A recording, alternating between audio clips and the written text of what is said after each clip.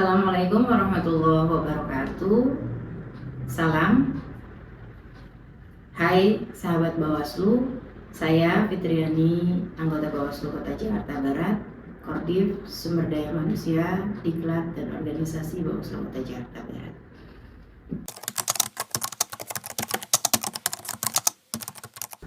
Tata kelola kelembagaan Bawaslu Jakarta Barat tentu sesuai dengan struktur dan struktur ini menjadi modal dasar bagaimana Bawaslu menjawab tantangan hari ini. Kita lihat bahwasannya di pemilu 2019 kemudian pemilu kedua 2024 secara serentak, Bawaslu dahulu sebelum dipermanenkan adalah badan ad hoc yang disebut dengan Panwaslu di tingkat kota, kemudian dipermanenkan di tahun 2018 menjadi Bawaslu. Tentu dengan modal dasar ini kaitannya dengan memastikan sumber daya manusia dan tata kelola sumber daya manusia di tubuh Bawaslu menjadi sangat lengkap, komprehensif, dan unsur-unsur di dalamnya berdaya guna untuk mendukung kerja-kerja Bawaslu secara baik dan sesuai dengan peraturan perundang-undangan. Harapannya tentu dengan dipermanenkannya Bawaslu semakin kuat, Bawaslu semakin mampu mempercepat dirinya melalui proses reformasi birokrasi untuk mencapai tujuan sebagai lembaga yang terpercaya.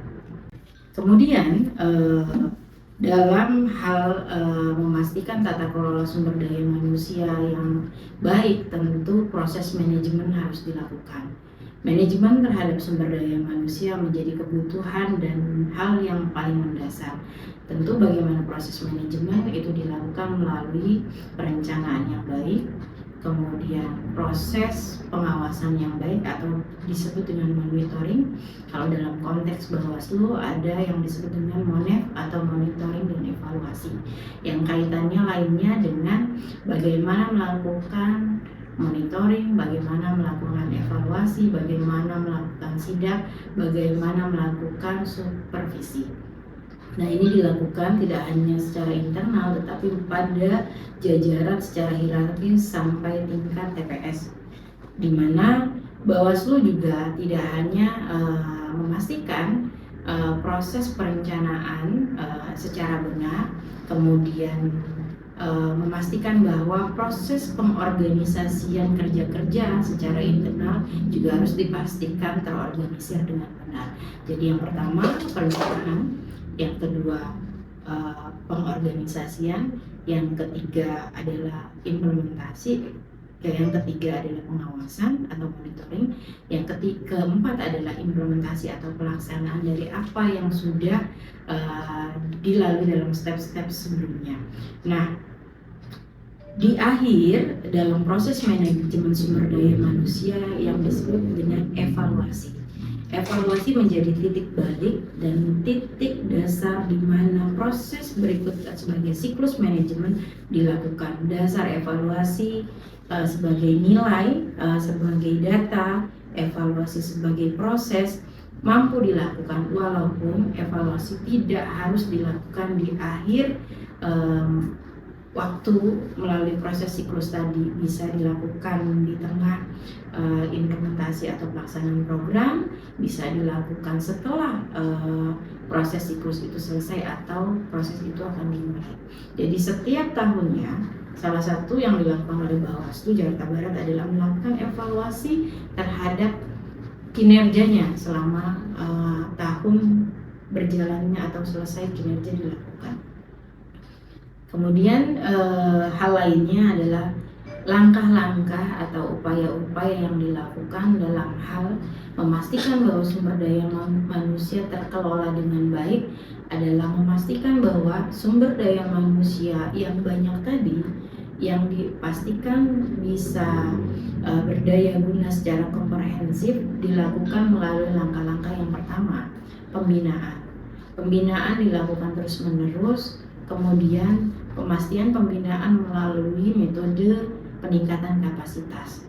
Peningkatan kapasitas ini tentu memastikan sumber daya manusia memahami tupoksinya melalui materi-materi seputar apa yang menjadi kebutuhan dasar, yaitu kinerja, soal, proses, tugas, dan materi-materi yang kaitannya dengan penguasaan di divisi masing-masing, ataupun secara umum materi yang kaitannya dengan pengawasan pemilu, yang kaitannya dengan pencegahan pelanggaran pemilu, pengawasan pemilu, dan lainnya.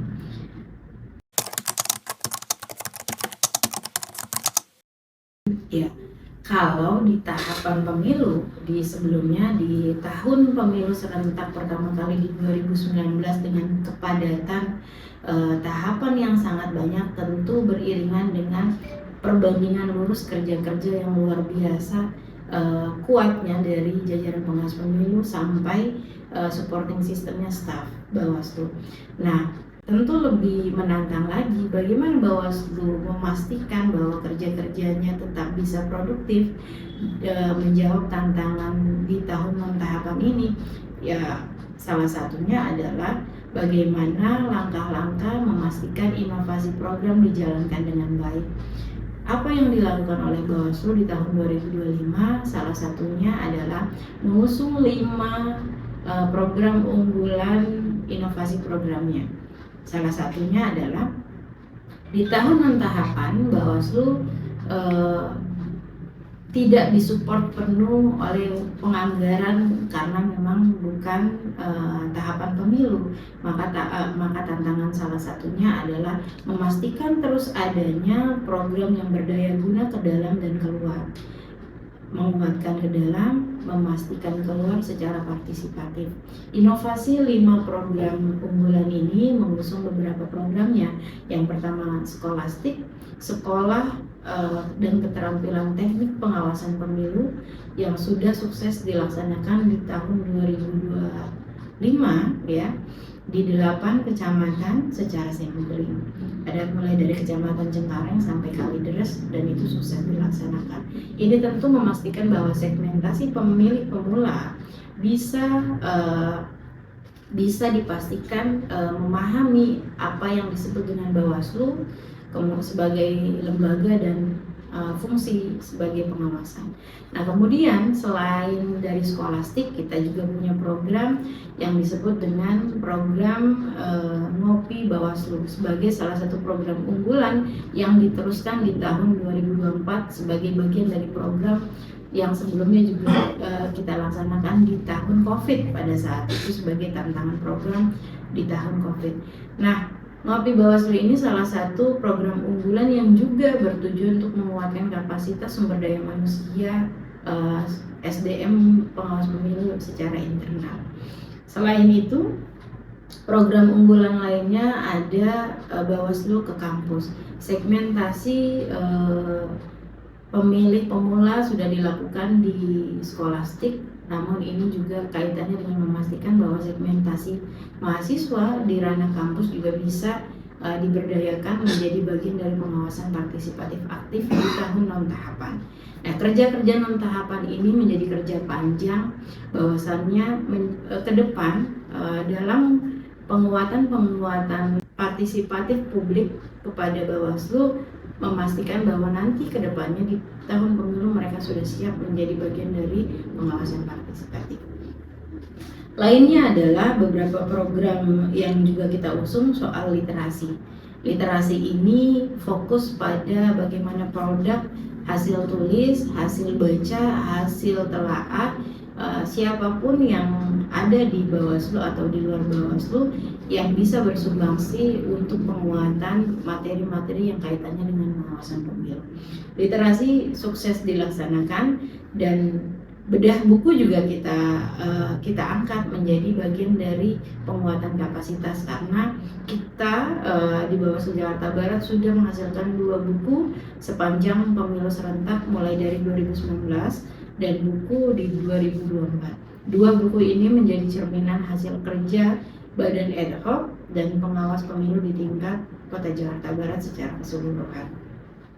Lainnya yang terakhir, melihat bahwasannya ada kelompok rentan perempuan juga yang harus juga kita usung menjadi bagian dari inovasi program sebagai kebutuhan perempuan, yaitu bagaimana perempuan berdaya guna menjadi bagian dari pengawasan pemilu, kemudian mengisi kiprahnya juga dalam keterlibatan pengawasan pemilu, sensitif gender terhadap pengawasan pemilu dan keterkaitannya dengan penyelenggaraan pemilu. Saya rasa ini beberapa program-program yang juga menjadi usungan program unggulan inovasi program di 2024 sampai 2025. Mengaca dari 2025, di 2019 kita menerima penghargaan dari Bawaslu RI sebagai penanganan pelanggaran pidana terbaik ketiga. Ya, kemudian pada tahun 2024, Bawaslu Kota Jakarta Barat berhasil menerima penghargaan dari Bawaslu RI dengan kategorisasi kedua, yaitu peningkatan kapasitas badan ad hoc, dan diterima oleh Panwas Kecamatan Taman Sari.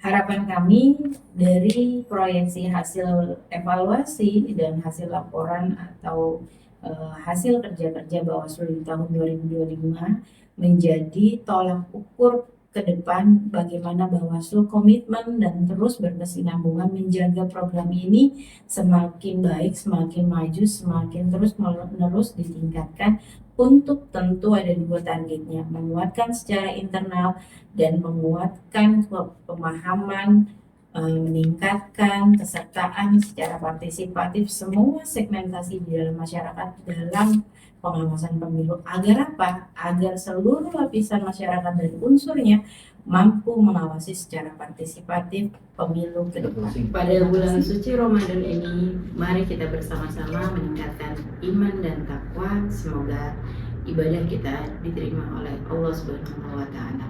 Assalamualaikum warahmatullahi wabarakatuh.